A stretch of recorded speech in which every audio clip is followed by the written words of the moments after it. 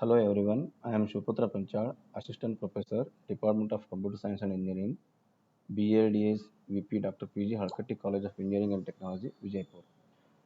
I am handling information and network security for 7th semester.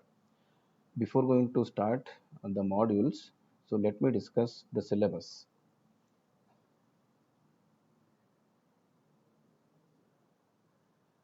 So here you can see the syllabus for information and network security. So course objectives, analyze cryptographic processes, summarize digital currency process, indicate the location of face query processing given system. So in module 1, we are going to study something about basics of cryptography. So how we do the encryption, how the passive attacks, the active attacks will be done by the hackers. So in this introduction, how to speak crypto. So we are speaking in cryptographic language, classic crypto, simple substitution ciphers, crypto analysis, simple substitution, definition of secure, double transmission secure. So like this, different techniques of ciphers in module 1. And in module 2, so we are going to discuss something about hash functions. Hash functions, along with that, different types of hash functions. And there are some examples like online bids, uh, spam reduction algorithms. So like that, and in module 3 you'll be studying something about random number generation.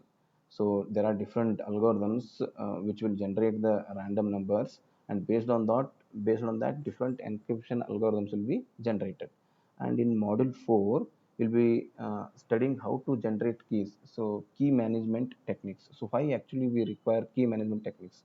So for encrypting the data, we require a key. So that key may be in the form of public key encryption or else symmetric key encryption. If it is a public key encryption at the both the ends, so we require different keys. And if it is symmetric key encryption, we require only shared secret key between sender and receiver. And in module 5, we'll be discussing different cryptographic applications. So based on what we have discussed earlier.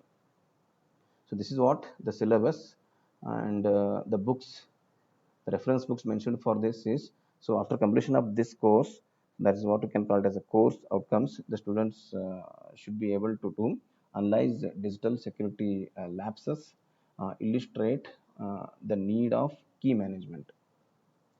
The books mentioned for this subject is the first one, Information Security Principles and Practice, second edition by Mark Stampilli, and second book is Everyday Cryptography Fundamental Principles and Applications, Kate M. Martin, Oxford Scholarship Online, December 2013. And one reference book mentioned is Applied Protocols, Algorithms, and Source Coding by Bruce Chenier. So the remaining part, I'll start with the course learning outcomes that I will discuss it in my presentation. So this is what the syllabus mentioned for information and network security. Now I'll continue with the presentation.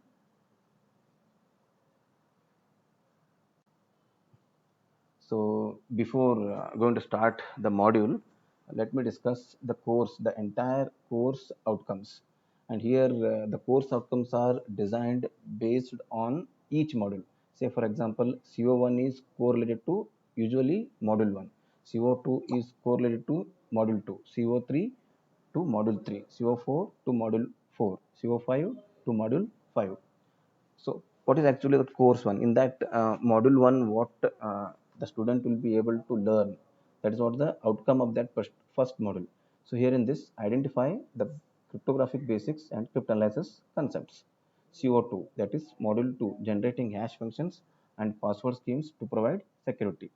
CO3, analyze the digital security lapses. CO4, illustrate the need of key management that I already have discussed in the syllabus. And lastly, CO5, illustrate the need of crypto system for real world applications. So based on this course outcomes, whatever, say for example, if we complete module 1, and after that we'll be creating some questions on that module 1, and those questions should also be correlated with CO1. And from module 2, if you are generating the questions, right, if you are referring some questions, those questions should also be correlated with CO2. And for each CO we have a Bloom's taxonomy levels that will be discussed later onwards. So now I will start module 1, that's the introduction part. So similarly, initially we have a course outcomes, that is course overview.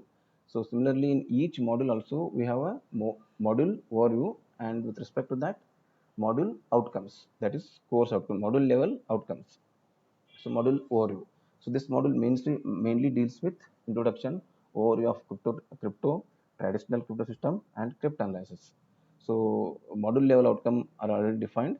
So module 1.1, that is CO 1.1, understand the basics of crypto approach and definitions of basic terms.